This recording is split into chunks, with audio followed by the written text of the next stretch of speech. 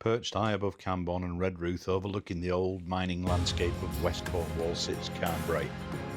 It's a place where prehistoric remains, medieval legends, Victorian ambition and modern tourism have all somehow ended up sharing the same hill. And as with much of Cornwall, there is quite a lot of history here. There is also quite a lot of granite, which is handy because the granite is largely responsible for the whole thing being here in the first place. Carn Brea rises to around 750 feet above sea level, making it one of the most prominent hills in this part of Cornwall. The name comes from the Cornish Carn Brea, generally interpreted as something along the lines of Rocky Hill or Hill of the Rock, which is refreshingly straightforward.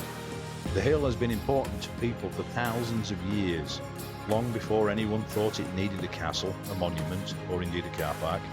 There is evidence of prehistoric activity across Carn Brea, including Neolithic and Bronze Age remains. The hill's elevated position would have made it an excellent place for a settlement, observation and defence. Although to be fair, if you were living here several thousand years ago, simply having a very large hill between you and your enemies was probably considered fairly adequate security. The landscape around Carn Brea became increasingly important during Cornwall's Industrial Revolution. By the 18th and 19th centuries, this part of Cornwall was at the heart of the world's copper and tin mining industry. The surrounding landscape was transformed by shafts, engine houses, spoil heaps, tramways and industrial settlements. Today many of these workings have disappeared or been reclaimed by nature. But stand on Carn Brea and look across the surrounding countryside and you can still see the industrial landscape written into the terrain. The hills and valleys around Camborne and Redruth were once among the busiest mining districts anywhere in Britain. Cornwall was exporting vast quantities of copper and tin around the world, and Carn Brea was right in the middle of it. But before we get to the monument, we need to talk about the castle. Because despite looking rather impressively medieval, Carn Brea Castle isn't quite the ancient fortress you might initially imagine.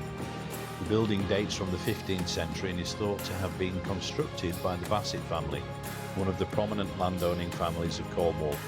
The Bassets had a long association with the area, held considerable influence locally.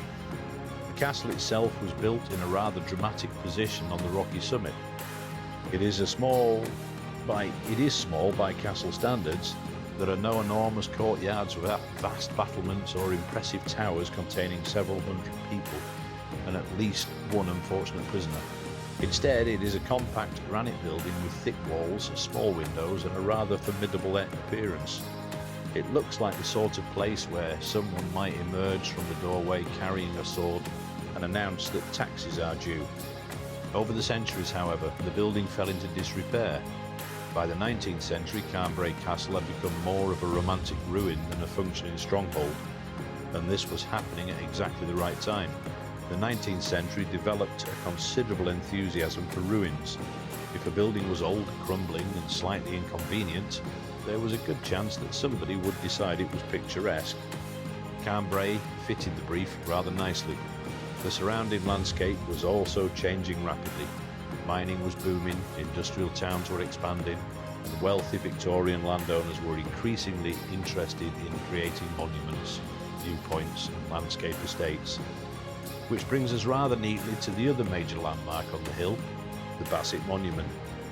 The monument stands prominently on Carn Brea and is dedicated to Francis Bassett, the first Baron de Dunsterville, and Bassett. It was completed in the 1830s. Francis Bassett was a member of the Bassett family and an important local landowner. The monument was commissioned by his family following his death, and its position was chosen to make rather sure that nobody could miss it. It is essentially a giant granite exclamation mark on the landscape, and it is very much of its time. Victorian monuments tended not to whisper. They preferred to announce themselves from several miles away. The monument takes the form of a tall granite obelisk or tower standing on the summit of the hill. It was designed by the architect Charles H. Brenton. The structure is made from local granite, which is hardly surprising. This is Cornwall. If you can build something out of granite, you probably will. The Bassett Monument also reflects the importance of the mining to the area. The Bassett family had strong connections with the mining industry, and the wealth generated by Cornwall's mineral resources shaped much of the local landscape and society. At its height, Cornish mining was a global industry.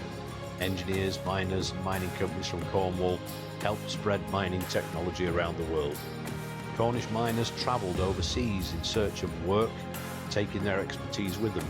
You can find traces of Cornish mining communities as far away as Australia, South Africa, Mexico, and parts of North America.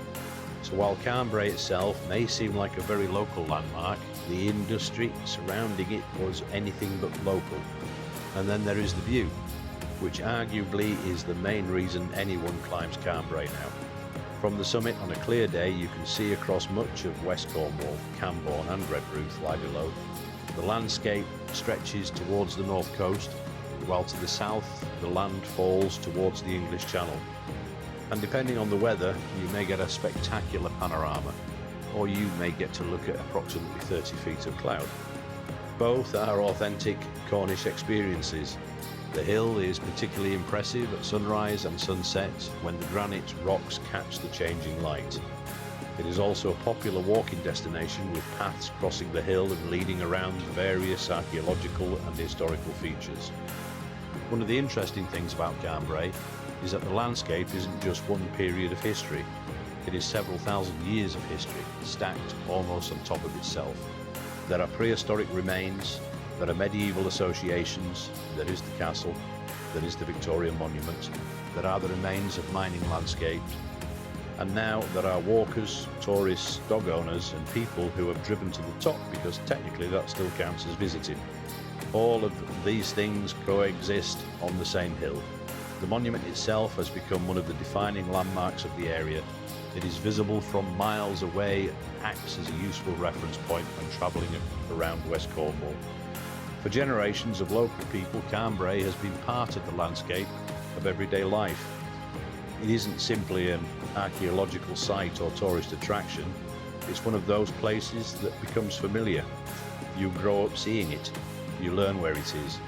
You might walk up there as a child, return as a teenager, bring your own children later, and eventually complain about how steep the hill has become, despite being exactly the same hill.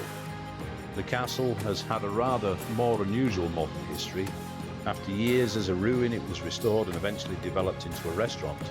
In its modern incarnation, Carn Brea Castle has become a particularly distinctive dining destination. There are very few restaurants where you can have dinner inside a genuine medieval building perched on top of a Cornish granite hill. Although, to be fair, the phrase genuine medieval building probably does make the food seem slightly more adventurous.